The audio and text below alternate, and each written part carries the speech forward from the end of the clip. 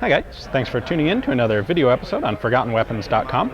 We're here at the Rock Island Auction House taking a look at some pretty cool firearms they have. In particular, this is a Browning Model 1900 automatic pistol. This is one of the earliest forerunners of the 1911 that we all know and love today. And it has a number of real interesting features that I thought would be cool to take a look at and go over. So, the primary thing is of course comparing this to a 1911, how the design evolved over time.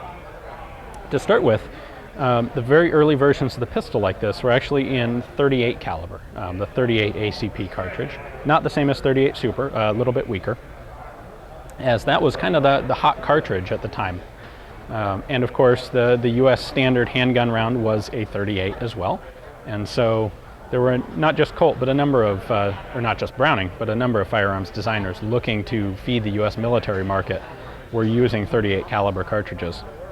Now, to begin with, the system that actually operates this pistol, if you're familiar with Browning's swinging link, well, this early gun and several of the other early ones after it used a pair of links, one in the front and one in the back, so that rather than tipping, the whole barrel swung down and back.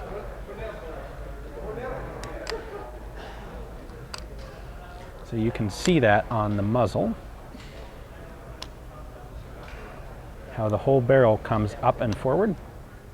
That's the result of there being two swinging links, one at the front and one in the back, controlling movement of the barrel, instead of just one pivoting it at the back. Now, in addition, you'll notice there's no thumb safety here on this side, nor is there a thumb safety on this side, nor is there a grip safety. The safety on this pistol is actually the rear sight.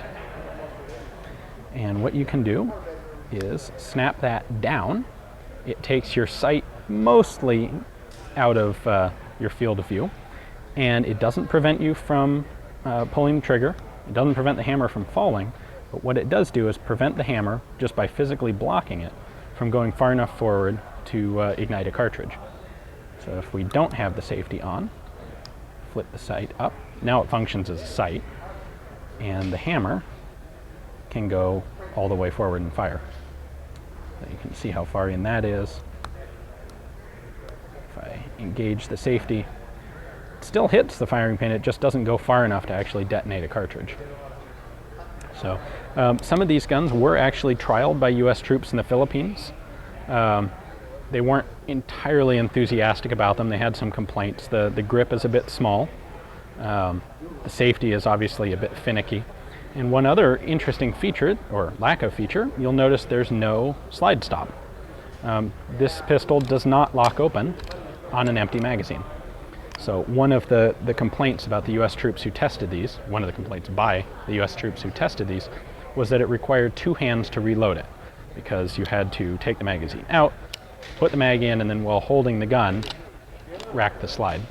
The guys who were using these were cavalry troopers, and so they pretty much needed to have one hand on the reins of their horse most of the time, and they really wanted a gun that could be reloaded one-handed.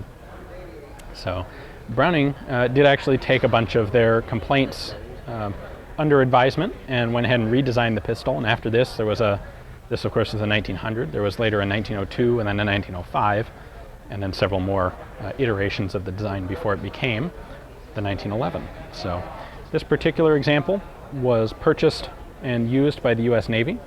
It is, there's a USN marking on it there. So a lot of cool provenance on this one. And, oh, the other thing I should point out, a heel release for the magazine, unlike our modern Colts.